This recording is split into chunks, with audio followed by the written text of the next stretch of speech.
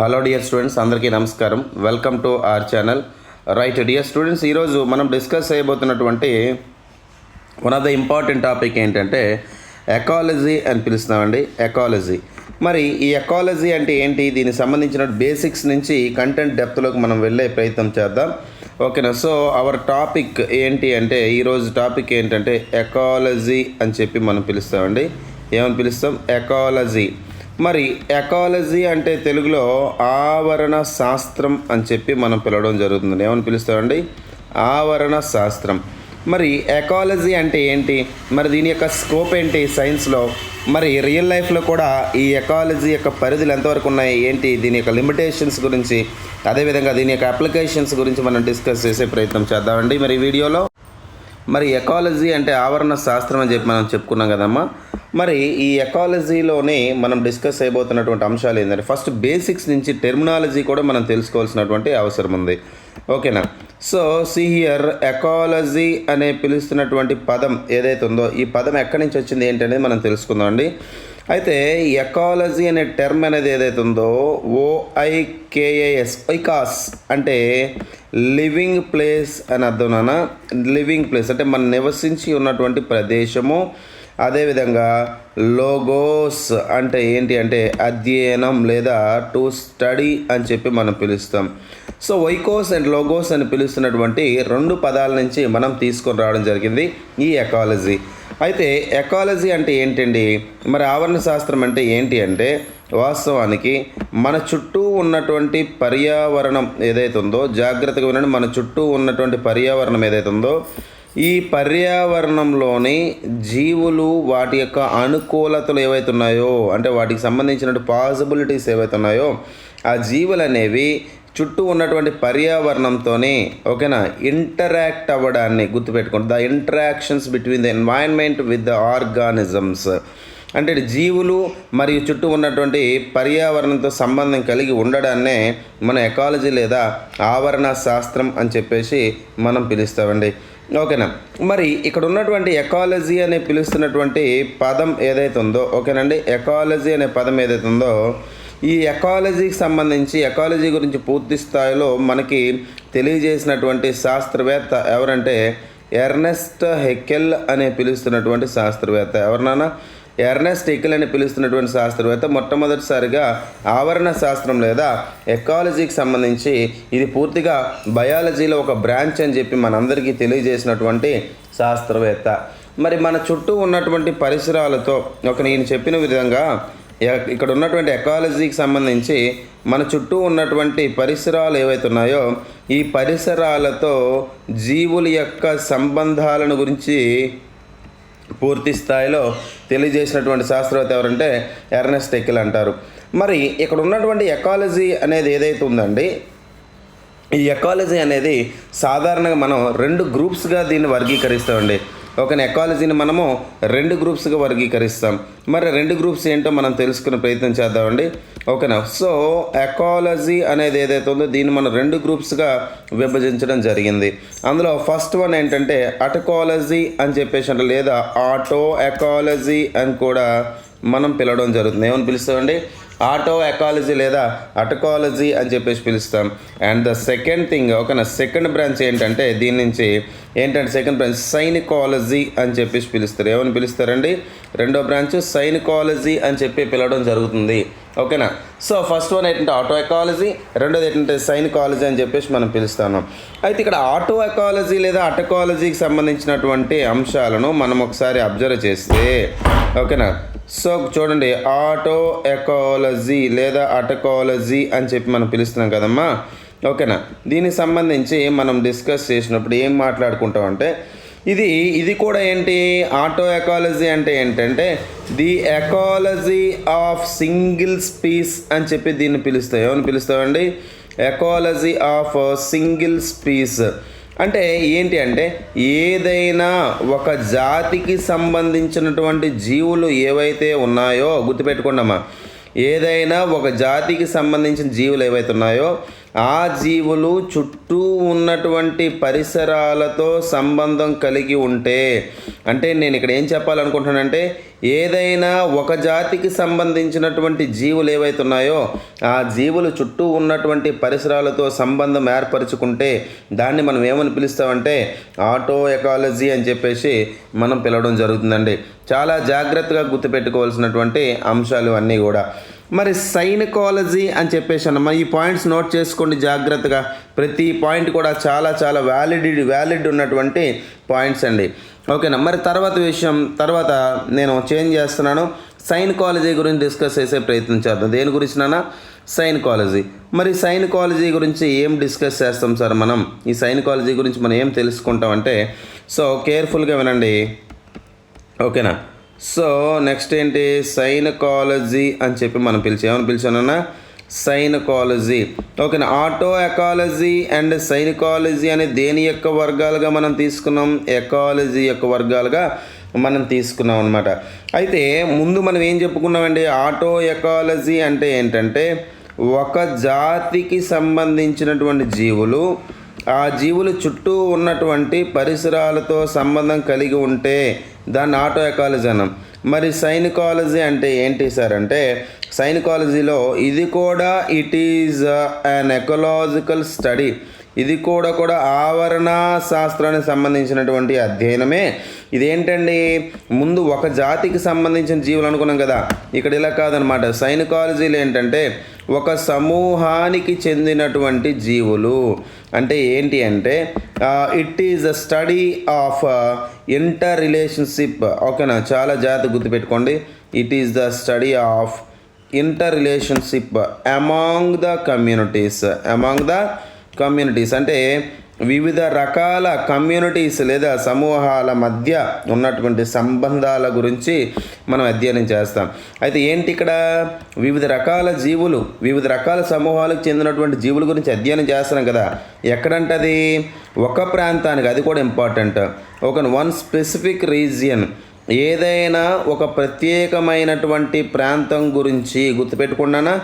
ఏదైనా ఒక ప్రత్యేకమైనటువంటి ఒక ప్రాంతంలో ఉన్నటువంటి వివిధ రకాల సమూహాలకు చెందినటువంటి జీవుల మధ్య అంతర సంబంధాల గురించి అధ్యయనం చేయడాన్ని మనం ఏమని పిలుస్తామంటే సైనికాలజీ అని చెప్పి మనం పిలుస్తామండి.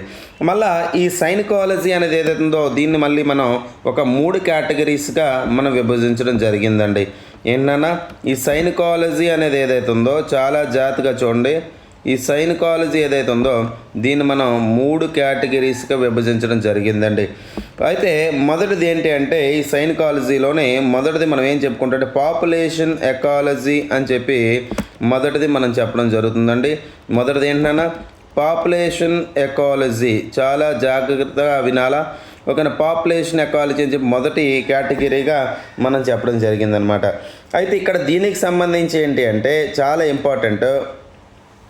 పాపులేషన్ ఎకాలజీ అంటే ఏంటి అంటే, ఓకేనా, చాలా కేర్ఫుల్గా వినండి. సో పాపులేషన్ ఎకాలజీ అని చెప్పి నేను చెప్పడం జరిగింది కదా. ఇగోండి పాపులేషన్, ఓకేనా, ఎకాలజీ అని చెప్తా ఉన్నాం. మరి పాపులేషన్ ఎకాలజీ ఏం చెప్తుంది సార్? దీని గురించి మనం ఏం తెలుసుకోవాలి సార్ అంటే కనుక, పాపులేషన్ ఎకాలజీలో ఇదేంటి, జీవులు అనబడేవి ఏవైతే ఉన్నాయో, అంటే వేరు జాతులు, జీవజాతులు ఏవైతే ఉన్నాయో, వేరియస్ స్పీసెస్ జాతులు ఏవైతే ఉన్నాయో, ఈ జాతులకు సంబంధించి మనము అర్థం చేసుకోవడం. ఓకే, ఈ జాతులకు సంబంధించి ఏంటంటే అండర్స్టాండింగ్స్, అంటే ఆ జాతులు, వాటి యొక్క లక్షణాలు, వాటి గురించి తెలుసుకోవడం. అదేవిధంగా ఈ జీవులు యొక్క డిస్ట్రిబ్యూషన్ కూడా మనం తెలుసుకోవాలి. డిస్ట్రిబ్యూషన్ అంటే ఏంటంటే విస్తరణ. అంటే ఒక ప్రత్యేకమైన, ఫర్ ఎగ్జాంపుల్ అండి, ఏదో జాతి గురించి మనం మాట్లాడుకునేటప్పుడు ఫర్ ఎగ్జాంపుల్ మానవుడు కూడా హోమోసేపియన్ అని చెప్పి పిలుస్తాం కదా. ఓకేనా. ఇందులో జాతి అనేది ఏదండి? ఇందులో జాతి అనేది ఏం చెప్తాం? మొదటిది హోమో అనేది జాతి, సేపియన్ ప్రజాతి కదా. ఈ హోమో అనే పిలుస్తున్నటువంటి ఈ జాతి యొక్క డిస్ట్రిబ్యూషన్, విస్తరణ గురించి అధ్యయనం చేసుకోవడం. అదేవిధంగా చూడండి వీటి యొక్క డిస్ట్రిబ్యూషన్, వీటి యొక్క విస్తరణ, అదేవిధంగా ఈ జీవులు అనేవి ఏవైతే వీటి గురించి అర్థం చేసుకోవడం, అదేవిధంగా ఈ జీవులకు సంబంధించినటువంటి అంశాల గురించి మనకి అంతర సంబంధాల గురించి పూర్తిగా అధ్యయనం చేయడం, అంటే ఇంటరాక్షన్స్ అని చెప్పి మనం ఇంగ్లీష్లో పిలుస్తాం. అంతర సంబంధాల గురించి అధ్యయనం చేయడమే మనం పాపులేషన్ ఎకాలజీగా మనం చెప్తాం.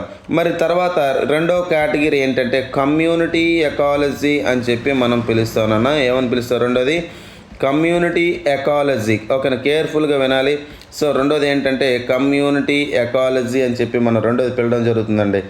మరి ఇక్కడ సేమ్ మన పాపులేషన్ ఎకాలజీ లాగే ఇక్కడ ఏంటంటే కొన్ని సమూహాల గురించి మనం అధ్యయనం చేయడమే ఈ కమ్యూనిటీ ఎకాలజీగా మనం పరిగణిస్తామండి. ఓకేనా, కమ్యూనిటీ ఎకాలజీకి సంబంధించి ఏంటి అంటే ఈ కమ్యూనిటీ ఎకాలజీలోని జీవులు అనేవి ఏవైతే ఉన్నాయో, ఓకేనా, ఈ కమ్యూనిటీ ఎకాలజీలోని జీవులు అనేవి ఏవైతే ఉన్నాయో మోర్ దాన్ 2 స్పీసెస్ అంటే 2 కన్నా ఎక్కువ జాతులు కలిగి ఒకే ప్రాంతంలో ఉండి ఆ జీవులు పర్యావరణంకి ఎలాంటి అనుకూలతలను చూపిస్తున్నాయో అలాంటి వాటి గురించి అధ్యయనం చేయడానే కమ్యూనిటీ ఎకాలజీ అని చెప్పేసి మనం పిలుస్తాం. అండ్ తర్వాత మూడవ కేటగిరీ, ఓకేనా, థర్డ్ కేటగిరీ. మరి థర్డ్ కేటగిరీ ఏంటనేది మనం తెలుసుకుందామండి. ఎందులో ఇదంతా కూడా సైనికాలజీలోనే.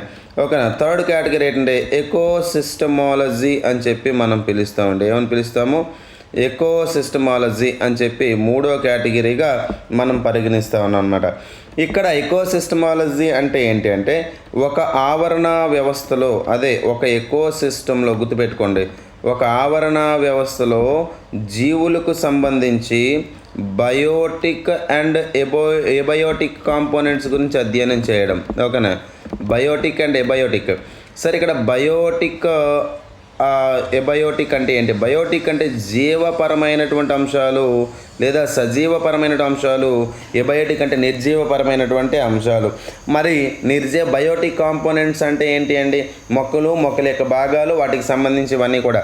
ఎబయోటిక్ నిర్జీవ కారకాలు ఏంటి? కాంతి, అదేవిధంగా గాలి, ఇవన్నీ కూడా నిర్జీవ కారకాలుగా మనం పరిగణిస్తూ ఉంటాం అన్నమాట. చాలా చాలా ఇంపార్టెంట్ ఆస్పెక్ట్స్ అన్నమాట. మరి ఎకాలజీలోనే మనం తెలుసుకోవాల్సినటువంటి అంశాలు కొన్ని మనకి బేసిక్స్తో కూడినటువంటి అంశాలు ఉన్నాయండి. ఓకేనా, మరి ఆ బేసిక్స్తో కూడినటువంటి అంశాల గురించి మనం ఒకసారి డిస్కస్ చేసే ప్రయత్నం చేద్దాం ఈ వీడియోలో. మరి ఇక్కడ మనం తెలుసుకుంటే అండి, ఓకేనా, సో కొన్ని ఎకలాజికల్ టర్మ్స్ ఉన్నాయి, కొన్ని మనం తెలుసుకోవాల్సినటువంటి పదాలు ఉన్నాయి. ఓకేనా, అవి కొంచెం తెలుసుకునే ప్రయత్నం చేయండి. తర్వాత టాపిక్లోకి వెళ్ళేటప్పుడు ఈ పదాలకి అర్థాలు తెలియకపోతే మళ్ళీ మనం వెనక్కి వచ్చి నేర్చుకోవాల్సి ఉంటుంది. ఓకేనా, అందులో మొదటగా ఎకలాజికల్ టర్మ్స్లోనే మొదటిగా తీసుకుంటే పాపులేషన్ అంటే ఏంటంటే తెలుగులో జనాభా అని చెప్పి మనం పిలుస్తాం. ఈ పాపులేషన్ అంటే ఏంటి అంటే గ్రూప్ ఆఫ్ స్పీసెస్. జాగ్రత్తగా వినండి, పాపులేషన్ అంటే ఏంటి? Group of species in a particular area. అంటే ఒక ప్రాంతంలోని వివిధ రకాల జాతులు యొక్క సమూహం ఏదైతే ఉందో దాన్నే మనం పాపులేషన్ అని చెప్పేసి మనం పిలుస్తలేదు, జనాభా అని చెప్పి మనం పిలుస్తాం. తర్వాత ఇంకొక టెర్మినాలజీ అండి, పాపులేషన్ టైప్ అని చెప్పి మరొక టెర్మినాలజీ ఉంది. ఇంకోటి ఏంటంటే పాపులేషన్ టైప్. మరి పాపులేషన్ టైప్ అంటే ఏంటి అంటే సార్, ఇక్కడ జనాభా అనేది ఏదైనా ఒక ప్రాంతంలో పెరుగుతుందా అంటే ఎక్స్పాండింగ్, లేదా తగ్గుతుందా దాన్ని డిక్లైనింగ్ అంటారు, లేదా స్టేబుల్గా ఉందా అంటే ఫిక్స్డ్గా అక్కడ జనాభా ఉందా, ఇదంతా కదా. ఇలాంటి అంశాలని మనం ఏమని పిలుస్తామంటే పాపులేషన్ టైప్ అని చెప్పి మనం పిలవడం జరుగుతుందండి.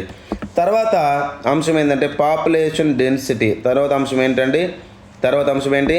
పాపులేషన్ డెన్సిటీ అంటే జనసాంద్రత అని చెప్పి మనం పిలుస్తాం. ఏమని పిలుస్తామండి? పాపులేషన్ డెన్సిటీ అంటే జనసాంద్రత.